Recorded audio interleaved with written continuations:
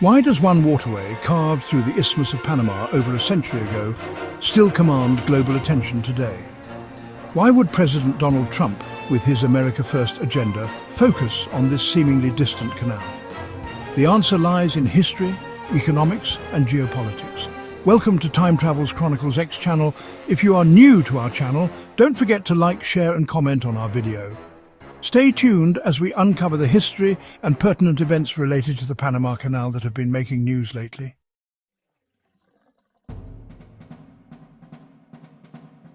Imagine a world where shipping costs are slashed, trade routes are shortened, and nations compete to control this vital choke point of global commerce.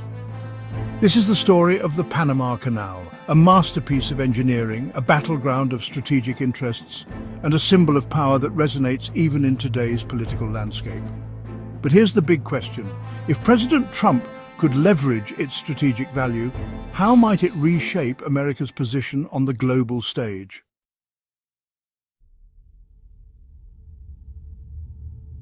Today, the Panama Canal remains a pivotal artery in global trade, accommodating over 14,000 transits annually and facilitating approximately 5% of the world's maritime commerce. Managed by the Panama Canal Authority, ACP, a constitutionally established autonomous entity, the canal operates independently under Panamanian jurisdiction. In 2016, the canal underwent a significant expansion known as the Panama Canal Expansion, or the Third Set of Locks project, which introduced a new lane of traffic and doubled its capacity. This project, primarily executed by the Grupo Unidos por el Canal Consortium, allowed the accommodation of larger vessels, known as Neo-Panamax ships, thereby enhancing the canal's competitiveness in global shipping. It is widely reported that the ACP employs a dynamic toll structure based on vessel type, size, and cargo volume. For instance, it is alleged that container ships are charged per TEU, 20-foot equivalent unit, with rates varying over time to reflect market conditions and operational costs. In fiscal year 2023, the canal generated nearly $5 billion in revenue, contributing significantly to Panama's economy. This revenue stream has been instrumental in national development projects and public services. Recently, President Donald Trump has expressed grievances regarding the canal's management, alleging that Panama is overcharging US vessels and suggesting undue Chinese influence over operations. These assertions have been firmly refuted by Panamanian officials, who assert sovereign control and emphasize the canal's neutrality and commitment to fair practices. The Panamanian government has even addressed the United Nations, expressing concerns that President Trump's comments may violate the UN Charter. Additionally, in response to President Trump's remarks, Panamanians have exhibited a mix of defiance and concern. Many recall the 1989 US invasion and are apprehensive about potential infringements on their sovereignty. Protests have occurred, with citizens and former leaders uniting to affirm the canal as an inalienable national asset. The international community has also taken note, with discussions about the geopolitical implications of the US stance. Regarding operational practices, the ACP maintains that all vessels, regardless of their country of origin, are subject to the same toll structure and transit conditions. This policy underscores the canal's role as a neutral international waterway, ensuring equitable treatment for global maritime traffic. The canal's revenue has been a substantial contributor to Panama's GDP, accounting for about 4% in recent years. Understanding the current dynamics of the Panama Canal provides insight into its enduring strategic importance and the complexities of international relations that surround this vital waterway. To fully understand the past, present, and future of the Panama Canal, we shall be asking and answering 20 thought-provoking questions about the Panama Canal. Stay tuned as we navigate and unleash the hidden facts on the Panama Canal.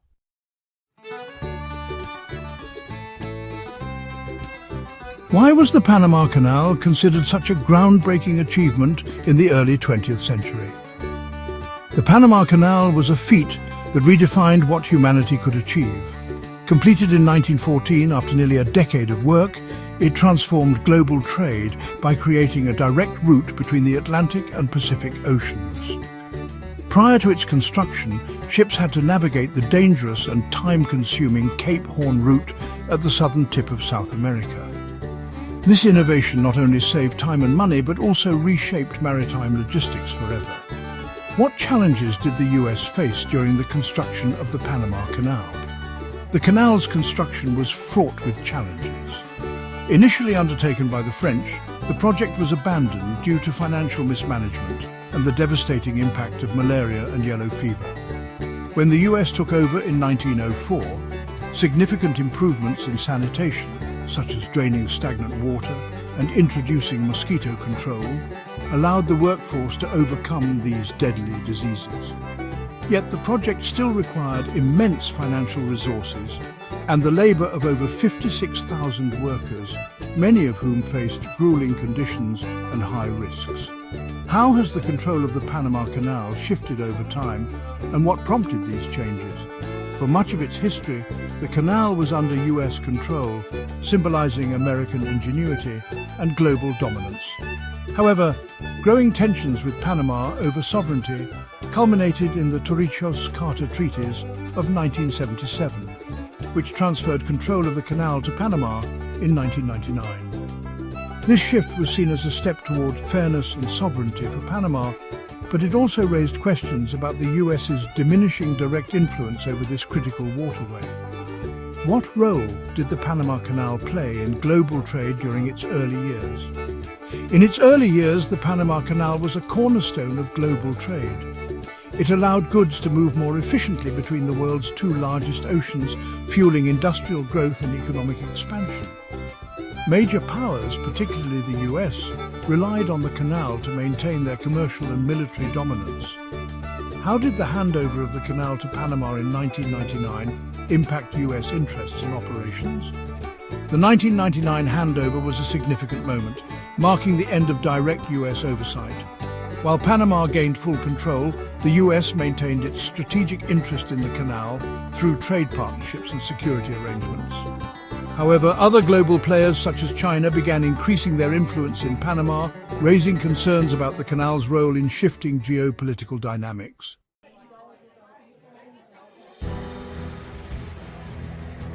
The canal remains crucial because it handles over 14,000 vessels annually, accounting for 5% of global maritime trade. By dramatically reducing the distance between major ports, it continues to be an indispensable route for industries relying on fast and efficient shipping. The Panama Canal connects key global markets. For instance, it links the US East Coast with Asian manufacturing hubs and European markets. Without the canal, shipping routes would become more expensive and time-consuming, impacting global supply chains. The canal's location makes it a focal point for global powers. Control over this choke point could influence trade routes and supply chains. If conflicts arise in the region or a major player disrupts operations, the ripple effects would be felt worldwide. The emergence of the Arctic route, driven by melting polar ice, presents an alternative to the Panama Canal. However, the Arctic's navigability remains seasonal and unpredictable. For now, the canal remains the more reliable option. Trump's emphasis on American dominance likely aligns with the canal's strategic importance. By ensuring US influence over this critical waterway, he could safeguard trade routes and counterbalance other global powers, particularly China.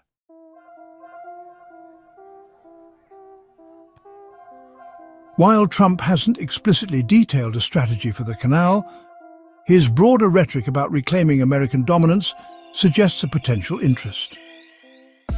Comments on infrastructure, trade and global competitiveness imply that he views such assets as essential for securing US prosperity. Trump's America First policy emphasizes reducing foreign dependencies and maximizing American influence. Securing strategic assets like the canal could align with this vision by giving the US greater control over critical global trade routes. Given Trump's history of renegotiating trade deals, it's plausible he could push for revised agreements with Panama to secure favorable terms for the US. This might include trade guarantees, increased military presence, or strategic partnerships to ensure the canal remains accessible and beneficial to American interests. However, such moves could face resistance from Panama and provoke backlash from other nations with vested interests in the canal. Economically, increased influence over the canal could provide the US with a stronger position in global shipping and logistics, reducing costs for American companies. Militarily, control of the canal would enhance the US's ability to mobilize naval forces quickly between oceans, reinforcing its global dominance.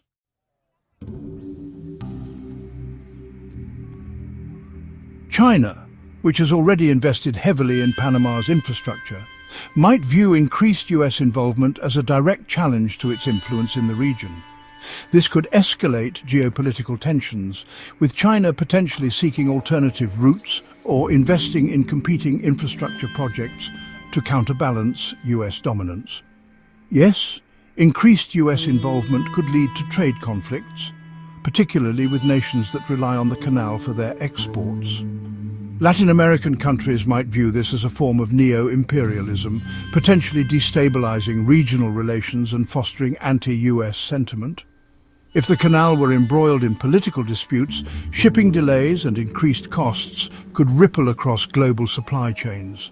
This could disrupt industries reliant on just-in-time logistics such as electronics, automotive and agriculture, ultimately impacting consumers worldwide. Panama could perceive increased US involvement as undermining its sovereignty, straining diplomatic relations. While the US might offer economic incentives to mitigate this, Panamanian leaders would face domestic pressure to resist such influence. The Panama Canal Treaty of 1977, signed by President Carter and General Torrijos, demonstrated the importance of respecting national sovereignty while maintaining strategic partnerships. The gradual transfer of the canal to Panama ensured a peaceful transition, highlighting the value of diplomacy and mutual agreement in managing international assets. Geopolitical struggles over infrastructure, such as the Suez Canal crisis of 1956, show that control over critical assets can lead to international tensions and conflicts. For the Panama Canal, maintaining a balance between national sovereignty and global accessibility will be crucial to avoiding such disputes.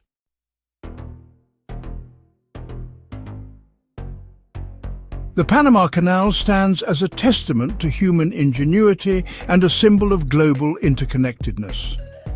While its history is rich with lessons, its future remains a focal point of strategic interest. President Trump's potential vision for increased US influence raises both opportunities and challenges, reshaping trade, geopolitics, and international relations. The question is, can history guide us to a balanced and mutually beneficial future for this critical waterway? Thank you for joining us on this journey through history and strategy. For more captivating explorations of global historical events and their modern-day implications, subscribe to Time Travel's Chronicles-X. Don't forget to like, comment and share your thoughts below in the comment section. See you in our next video.